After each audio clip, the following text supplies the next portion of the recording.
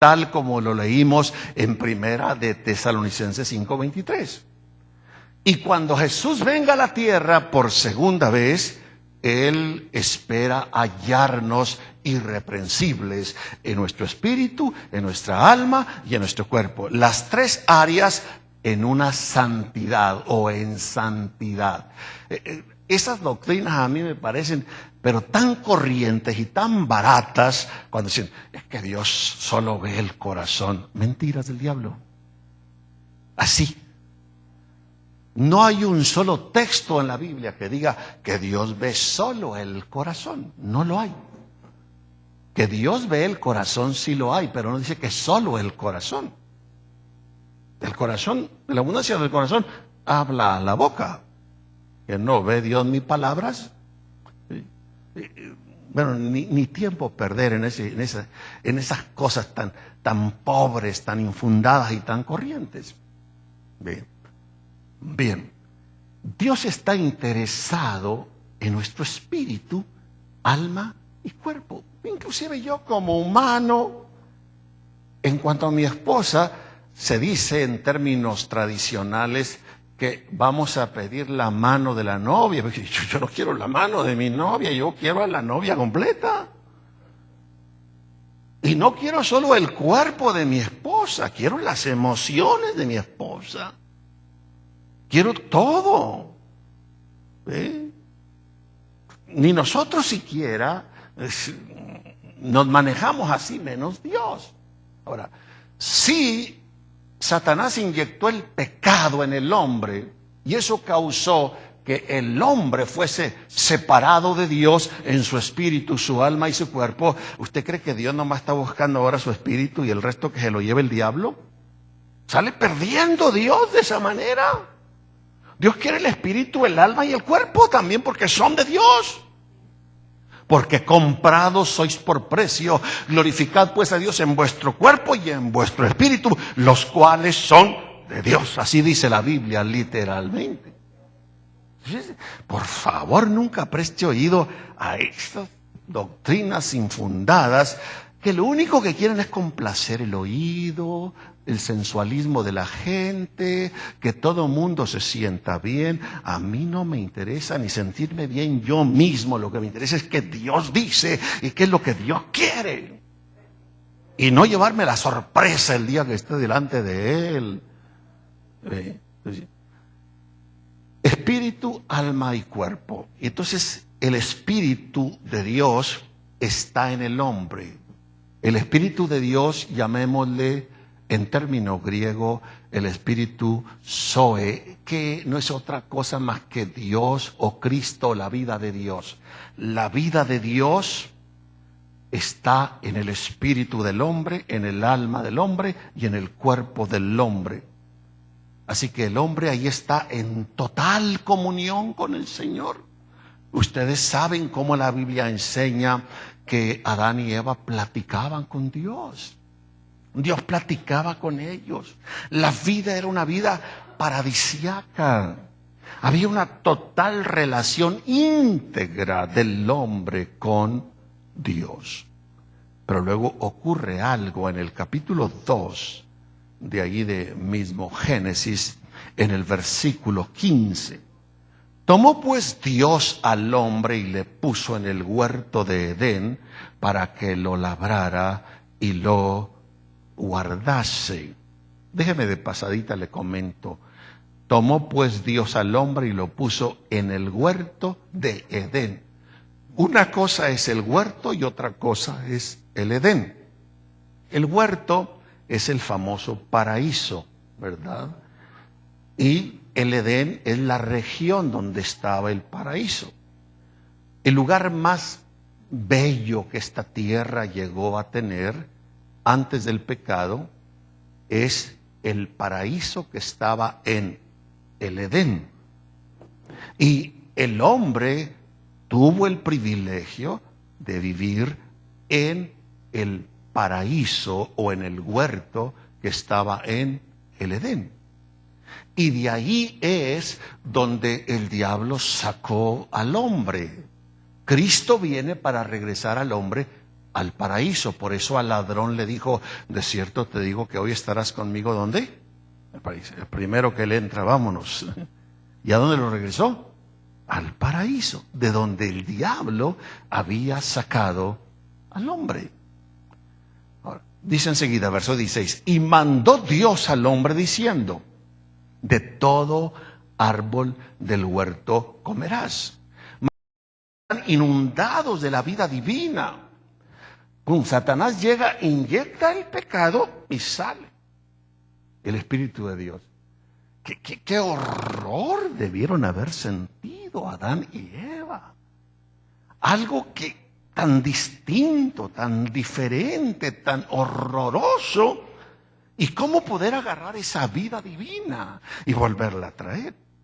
Ahora, ellos siguen viviendo en su espíritu, en su alma y en su cuerpo, pero ya sin el espíritu divino, ya sin la vida divina. El espíritu ahora queda en un estado natural. El alma queda en un estado natural.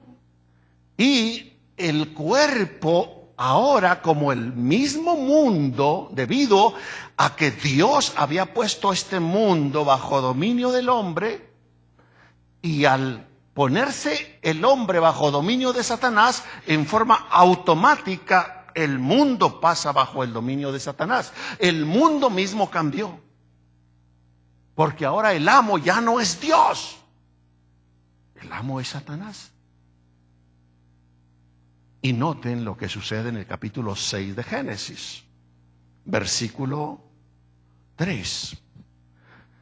Y dijo Dios, no contenderá mi espíritu con el hombre para siempre, porque ciertamente él es carne, mas serán sus días 120 años. ¿Dónde quedó el Espíritu de Dios? Ya no está. Y Dios dice que ahora el hombre es carne, aunque sigue teniendo alma y espíritu, el espíritu humano en él. Su espíritu, la principal función del espíritu es la conciencia.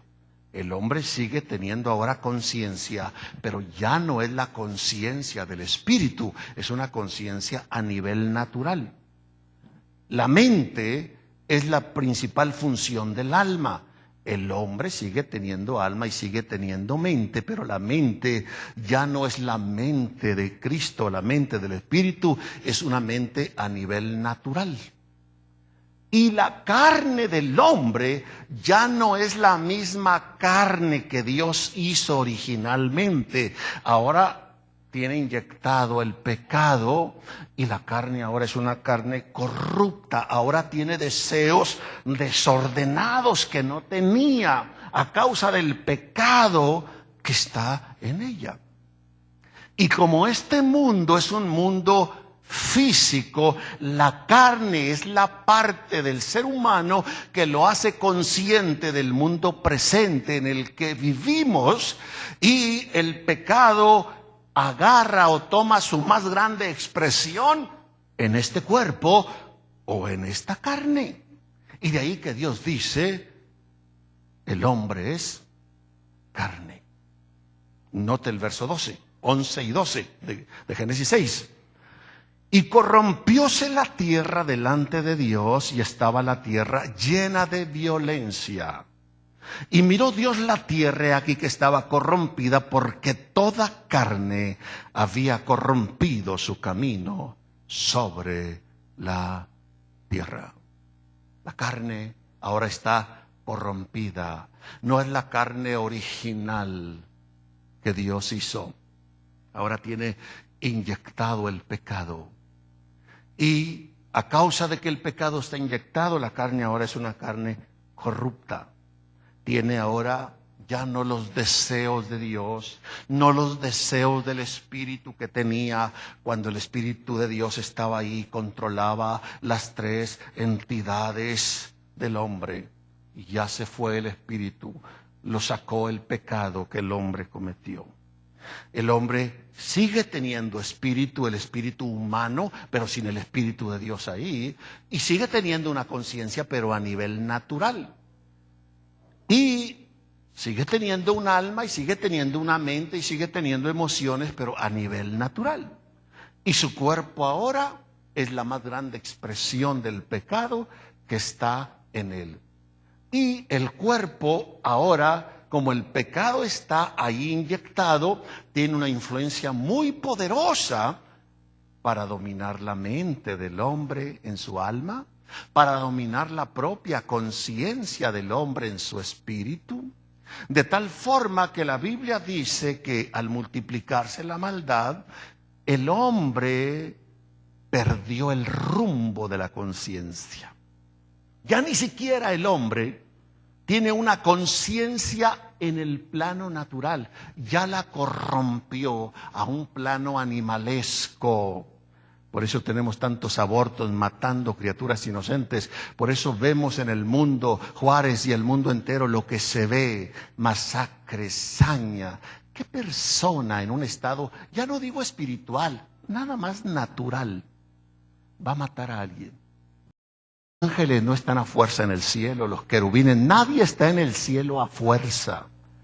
Si estuvieran a fuerza, el querubín no hubiera tenido oportunidad de rebelarse. Si se rebeló es porque no están a fuerza. Y por eso cuando nosotros aprendamos a humillarnos en forma voluntaria y permanente al señorío de Cristo, estaremos entonces listos para estar con Él sin el riesgo de otra rebelión. Mientras nosotros sigamos manejando nuestra vida a impulsos, sentimientos, ideas y parecer, no estamos listos más que para el infierno. Dios no va a llevarse otra rebelión al cielo.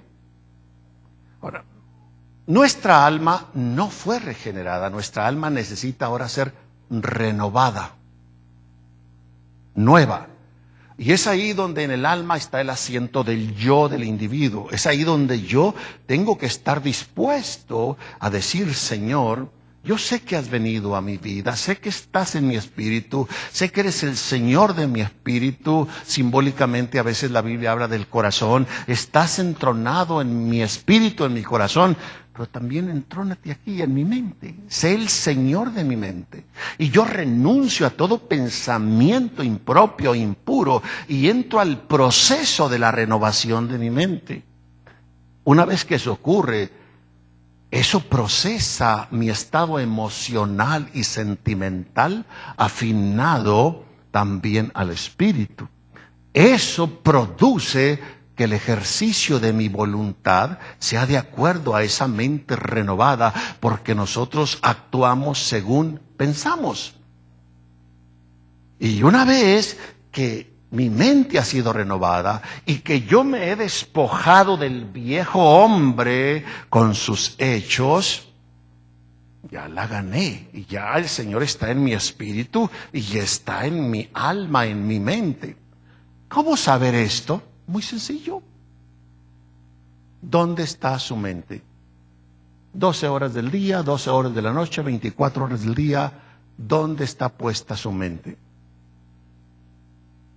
Cuando se es espiritual es porque la mente ha sido puesta ya en las cosas del espíritu.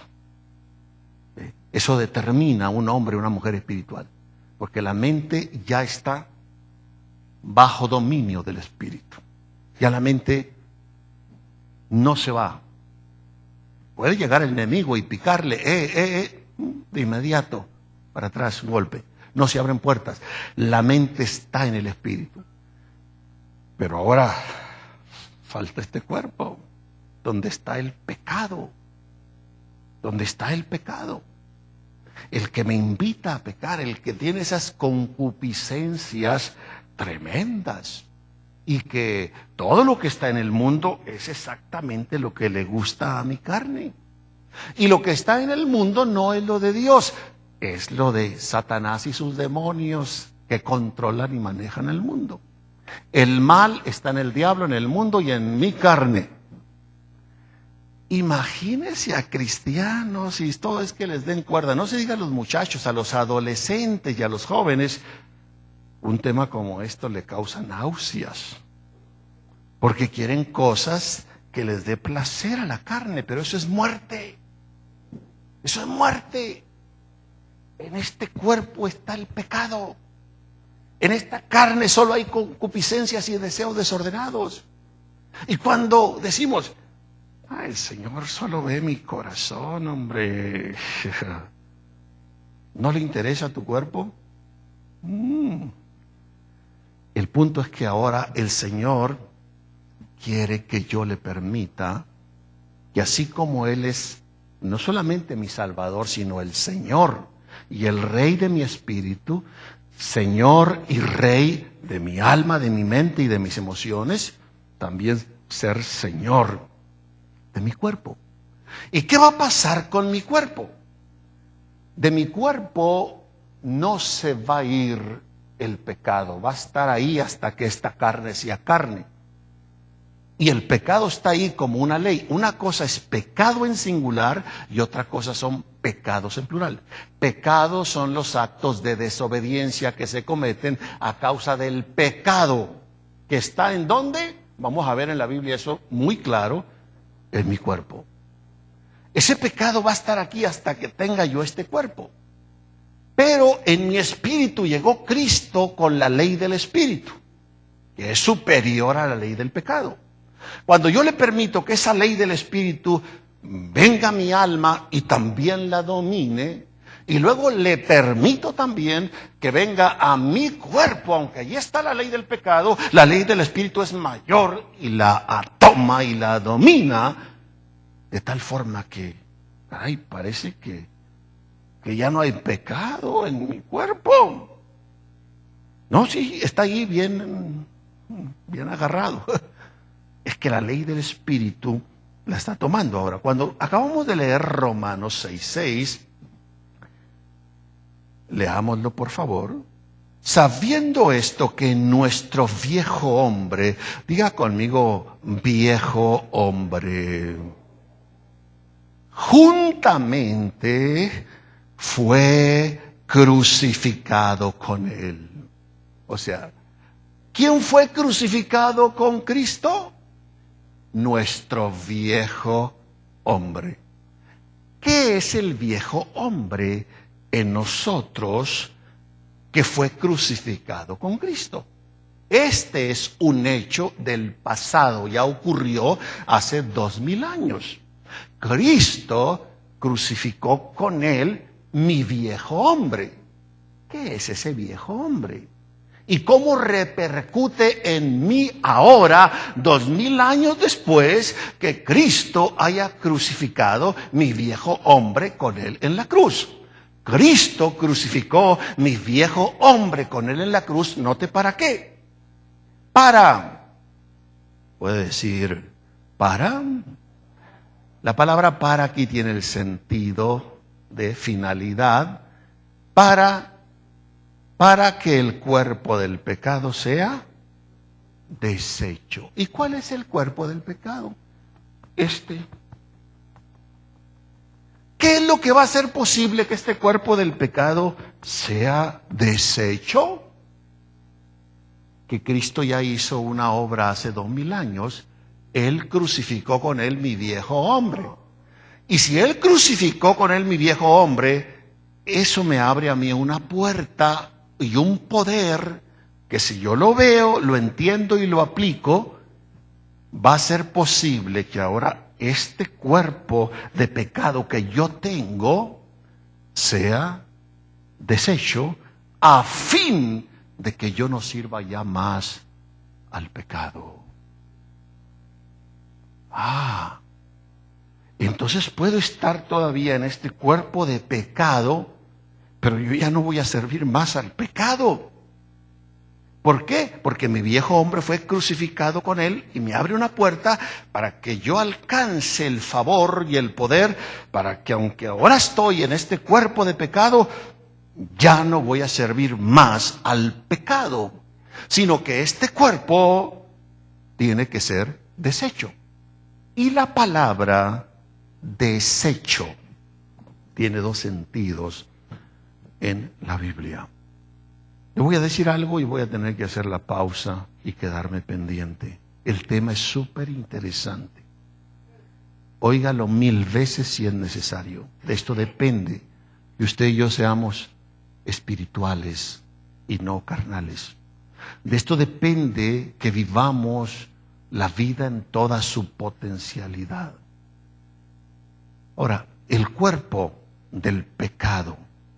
¿Cuál es el cuerpo del pecado en nosotros? Es la parte que no volvió a nacer de nuevo. Es la parte que no fue regenerada. Es la parte que solo nació de carne y de sangre. Para que el cuerpo del pecado sea deshecho o destruido. Esta palabra deshecho o destruido tiene 2 sentidos y voy a tratar de explicárselo. Espero que todavía hágame señas si tengo tiempo, porque no quisiera que quedara fuera de grabación y de filmación esto. ¿Ya no tengo tiempo? ¿Están dormidos los técnicos? ¿Borren esto después? No sé dónde fueron. Te lo voy a explicar. Y es que a veces gente pide los materiales o se van a la televisión o a otro lugar y dicen, uy, le cortó donde. Y ni quedó allá ni quedó acá. Bueno, después lo repetimos. Que el cuerpo del pecado sea deshecho o destruido. La palabra deshecho, destruido, katargeo en el griego, tiene 2 sentidos. El sentido número 1, que si nuestro viejo hombre fue crucificado con Cristo, es para que ahora nuestro cuerpo del pecado sea deshecho. Katargeo significa dejado inmóvil. No que sea desaparecido, es el primer sentido, sino dejado inmóvil. En otras palabras, que el pecado que está en el cuerpo ya no puede accionar. Ya no puede accionar. Dejado inútil, o sea que el pecado que está en mi cuerpo ya no va a ser usado, ya queda fuera de servicio, está suprimido. Su capacidad de pecar este cuerpo ya no la va a tener. ¿De dónde tomo ese beneficio? De que mi viejo hombre fue crucificado juntamente con él. De ahí emana ese beneficio para que ahora yo pueda tener la capacidad de que el pecado que está en este cuerpo ya no opere. El pecado resulta ahora inoperante. Ya no me puede dominar, ya no domina mi mente, ya no domina mi conciencia. Ya las concupiscencias esas desordenadas que hasta hierven, que están en él, pararon de hervir, están congeladas. Ahí están, pero están en otra condición, suprimidas. Su capacidad de pecado ya no está, ya está inoperante. Ese es el primer sentido. Y la verdad es que todo cristiano debiera vivir a ese nivel, donde la vida divina, donde Cristo vino a su espíritu y ahora también tomó su alma, su mente, sus emociones y también tomó dominio, la ley de su espíritu, sobre el cuerpo mismo.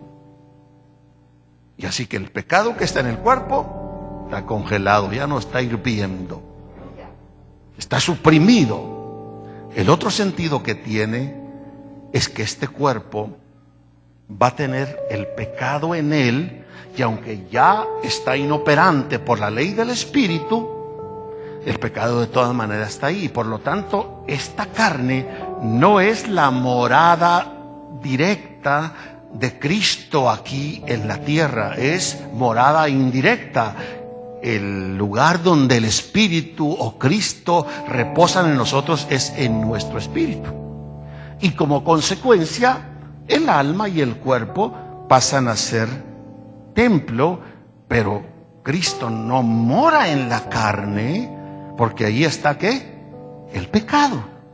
Y no puede morar donde está el pecado. Pero la ley de su espíritu suprime, domina la ley del pecado que está en mi cuerpo, de tal forma que Cristo, que está en mi espíritu, ahora puede expresarse, externarse a través de mis ojos, mis manos, mis pensamientos, a través de todo mi ser, porque los velos del alma es otra analogía o manera de expresar esto, y los velos de mi carne han sido rotos, y Él puede salir y expresarse. Es cuando yo me convierto en un verdadero adorador, y la relación se da de espíritu a espíritu.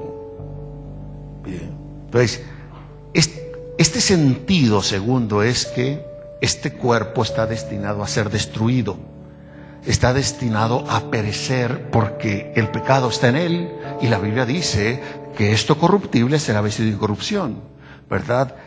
Esto será deshecho porque el pecado está en él. Pero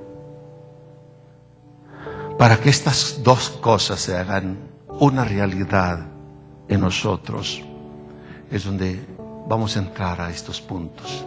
Hay algo que Cristo ya hizo en la cruz. Él crucificó juntamente con Él el viejo hombre, pero hay algo que usted y yo tenemos que hacer ahora, y es crucificar esta carne, llevar la cruz cada día. Pero vamos a explicarlo con detalle. Cuando hacemos eso y tenemos esa visión, ay hermano, el cristianismo es una ricura, es una belleza, es algo maravilloso. No hay nada más glorioso en este mundo que la vida en Cristo. Pero cuando no, dice, híjole, oren por mí. Ay, qué difícil ser cristiano. ¿Para qué me metí en esto? Un poste de 50 pies de alto, chico, para colgar gente así. Cristianos de esa calaña. Bueno, ni cristianos son, ¿qué cristianos van a ser? Ni cristinos siquiera se llaman. Que el Señor nos ayude, hermano. Padre, bendito sea tu nombre. Te exaltamos, Señor, te damos todo honor, te damos toda gloria, toda alabanza, toda reverencia a ti, Señor. Eres el Señor de mi vida. Todo mi ser, espíritu, alma y cuerpo, Señor, está rendido a ti. Total señorío, total gobierno, Señor, es el que te pertenece sobre mi ser. No hay nada comparable, Señor, a ti, a la vida divina, a la vida del Espíritu, porque el Espíritu es el que da vida. Eso es lo que anhelo, lo que deseo vivir eternamente y para siempre. Dios mío, permítenos un ejercicio de voluntad dispuesto a romper los velos del alma y de la carne. Que haya un dominio total de tu presencia en todo nuestro ser, de tal forma que tu gloria sea revelada y expresada a través de nosotros. Que seamos una cosa, Señor, que vivamos ligados en espíritu,